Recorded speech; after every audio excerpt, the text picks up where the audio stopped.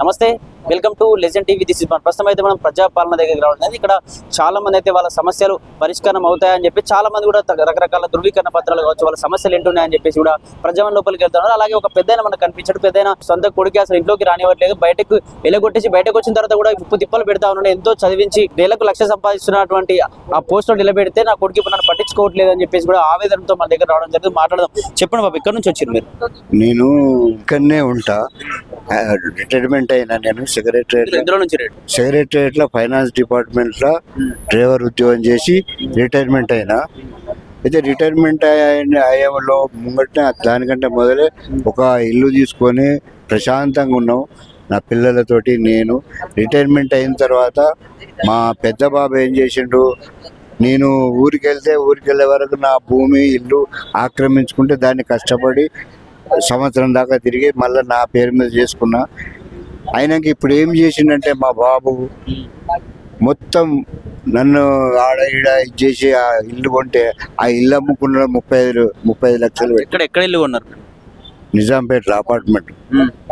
అయితే ఇప్పుడు దాన్ని ఏం చేసిండు, నాకు తెలియకుండా 35 లక్షలకు ఇల్లు అమ్ముకున్నాడు. ఇప్పుడు ఇల్లు కొన్నప్పుడు ఇల్లు ఎవరి పేరు మీద ఉన్నది? నేను తీసుకున్నా. అయితే ఇంకొక 4-5 లక్షలు ఉంటే బ్యాలెన్స్ ఉంటే 20 లక్షలు అంటే నాకు వచ్చింది 14 లక్షలు రిటైర్మెంట్. అయితే ఆ అప్పులు కట్టేసి ఇంకొక 5 లక్షలు 8 లక్షలు ఉండే. అయితే ఇక మా బాబు పేరు మీద చేసిన.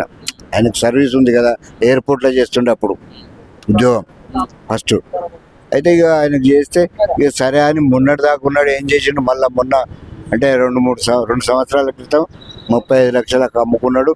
తీసుకుపోయి ఆ డబ్బులన్నీ వాళ్ళ అత్తగారింటి కాడ పెట్టిండు. వాళ్ళు పెద్ద ఇది, వానికి 2 బిల్డింగులు ఉన్నాయి. అవి ఉండగా ఒక పెద్ద బిల్డింగ్ ఉండగా మళ్ళా అత్తగారికి 1 కోటి రూపాయలు పెట్టి మళ్ళా కొన్నాడు ఇల్లు. మరి ఆయన అయితే ఏం చేయడు, కొడుకు సాఫ్ట్వేర్లో చేస్తాడు. అది మధ్యాహ్నం 2 సంవత్సరాలు వానికి ఏంటి సస్పెండ్ అయ్యిండు. మళ్ళా జాబ్కి ఎక్కిండు. ఇప్పుడు పెద్ద అపార్ట్మెంట్ కడుతుంటాడ కొండాపూర్లో. పోనీ ఏదైనా కట్టుకొని మళ్ళీ నా దగ్గరికి వచ్చి నా మీద దౌర్జన్యం చేసి నా పాస్బుక్ తీసుకుపోయాడు. ఎంతో కష్టపడి నేను రిజిస్ట్రేషన్ చేసుకున్నా. ఊళ్ళో జాగా ఉన్నది అంటే కరీంనగర్ డిస్టిక్ మానకొండూరు మండలం చెంజర్ల గ్రామంలో 26 గుంటల భూమి ఉన్నది. ఒక ఇల్లు ఉన్నది, మా తాతలు సంపాదించింది. దాన్ని నా హ్యాండ్ ఓవర్ చేసుకుందామని ఎంతో కష్టపడి తిరిగిన. వీడికి వచ్చిన మన ప్రజావానికి వచ్చిన వాళ్ళు కూడా ఆఫీసర్లు మంచిగా స్పందించారు. మా ఎమ్మెల్యే గారు కూడా మంచిగా నాకు ఆడ సహాయపడ్డారు. అంత చేసుకున్నాక ఇప్పుడు ఏం చేసిండు, ఆ పాస్బుక్ తీసుకుపోయాడు. నా భార్య మించి 2.5 తులాల నల్ల పూసల గొలుసు. మళ్ళీ అది కూడా అంటే ఇప్పుడు పాస్బుక్ కానీ నల్ల పూసల గొలుసు ఏదైతే తీసుకుపోతుంటే మీరు ఏం చేస్తా ఉన్నారు? అంటే ఎవరికైనా మీ పెద్ద మనుషులు వాళ్ళకి చెప్పే ప్రయత్నం చేయలేదు? అపార్ట్మెంట్లలో తలుపులు వేసుకున్నంటే బయటికి రారు. పెద్ద మనుషులు పల్లెటూరు అయితే వాడిని గల్లబట్టి ఆపి అందరు అచ్చులు అడిగి ఏదంటే అది చేస్తుండే. సిటీలో ఎవరు వస్తారు సార్? ఇప్పుడు మీ ఊర్లో ఇప్పుడు ఏదైతే ఉందో కరీంనగర్ లో, ఆ ఊర్లో మీ పెద్ద మనుషులు ఉంటారు. ఒకసారి మరి పిలిపించి అడిగే ప్రయత్నం ఇట్లా చేసిరా మరి మీరు? వాడు అక్కడికి రాడు కదా సార్. వాడు ఏ పెద్ద మీరు ఫోన్ చేయండి, మీరు ఫోన్ చేస్తే రానే రాడు, ఎవరిగా రాడు.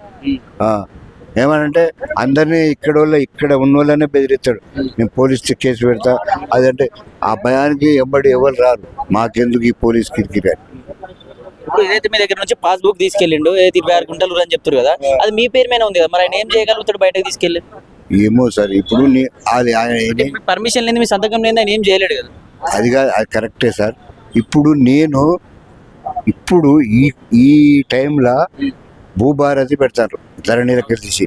అయితే భూభారతిలో నా రిజిస్ట్రేషన్ బుక్కు, ఆ ఫారాలు అవన్నీ సబ్మిట్ చేస్తే నా పేరు మీద భూభారతిలో ఎక్కుతుంది. ఇప్పుడు నేను ఏం చేయాలి, జూన్ 2వ తారీఖు మన అమరవీరుల ఇదేంటి తెలంగాణ వచ్చిన రోజని నిన్నటి నుంచి స్టార్ట్ చేసిండ్రు.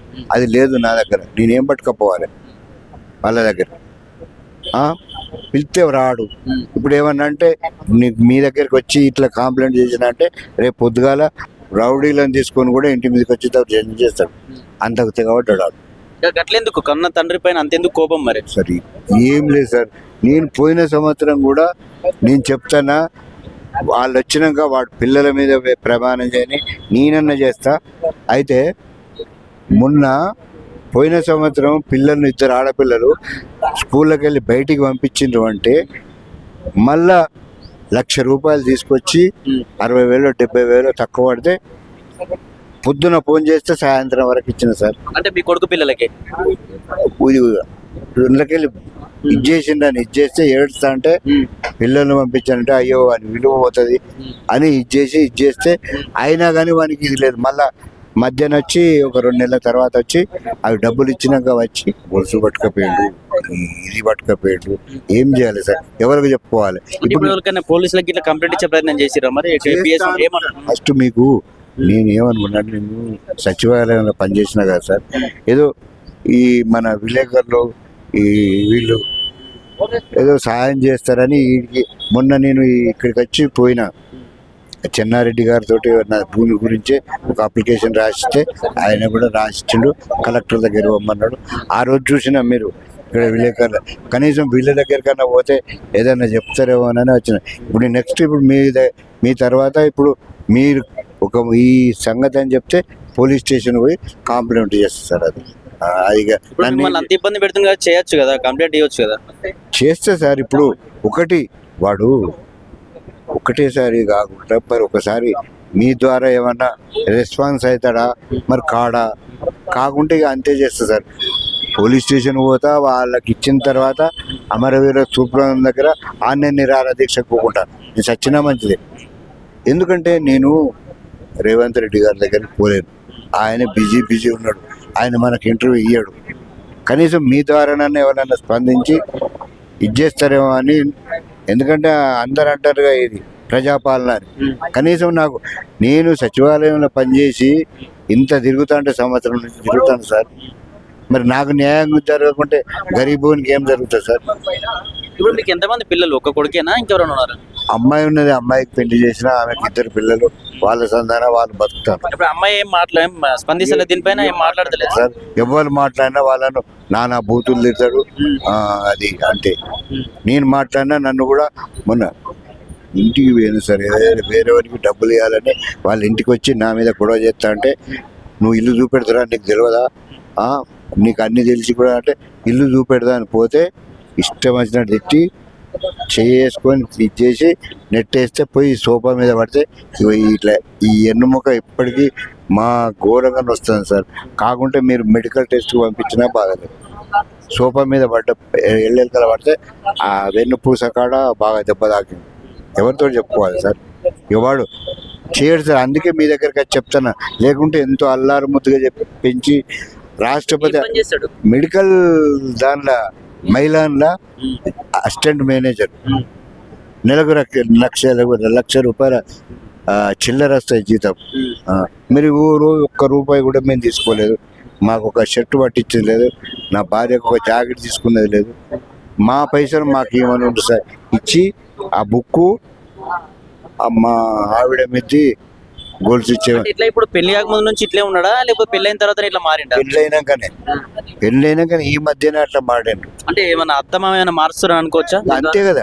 35 లక్షలు పెట్టి అమ్మిండు సార్ మొన్న సంవత్సరం క్రితం ఇల్లు. ఏమైనా 35 లక్షలు మాకు ఒక్క మాట కూడా చెప్పలేదు. దొంగతనాన వాళ్ళకు ఇది చేసుకున్నాడు, పోయిండు, కథ డబ్బులు పట్టుకున్నాడు, ఇల్లు కాల్ చేసిండు, పోయిండు, అలా కిరాయి తీసుకున్నాడు. ఇప్పుడు ప్రజావాణిలో ఏమన్నారు మరి, మాట్లాడారా? దీని గురించి పోలేదు సార్. నా భూముల గురించి పోయినా చేసిండ్రు, రెస్పాన్స్ అయ్యిండ్రు.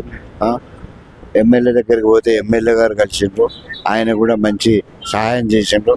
అది ఇప్పుడు నాకు అవి పెట్టుకునే మళ్ళీ భూభారతులు ఎక్కించుకుందామంటే ఇప్పుడు వాళ్ళకు ఇద్దామంటే లేకుంటే అయిపోయింది, లేకుంటే ఈ గోల్స్ తీసుకపోయాడు. మామూలు నెలకు 15,000-18,000 ఇంట్రెస్ట్ కడుతున్నా సార్ పనికి డబ్బులు ఇప్పించినందుకు.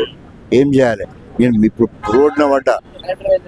అంటే మీరు సెక్రటేరియట్ లో పనిచేసిన అని చెప్తున్నారు డ్రైవర్ గా, మరి పెద్ద పెద్ద పరిచయాలు కూడా ఉంటాయి కదా, మరి వాళ్ళకి చెప్పిరా మరి మన మా కొడుకులు ఇబ్బంది పెడుతున్నాయి, మన సహాయం చేయండి గురించి చెప్పలే. చెప్తే ఇంకా ఇదైతుంది. వాడు రేపు పొద్దుగాలే ఏ రాత్రి వచ్చి మళ్ళా నా మీద ఏం దౌర్జన్యం చేస్తాడో అని ఎవరికి చెప్పలే. ఈ ఫస్ట్ టైం మీకే చెప్తాను.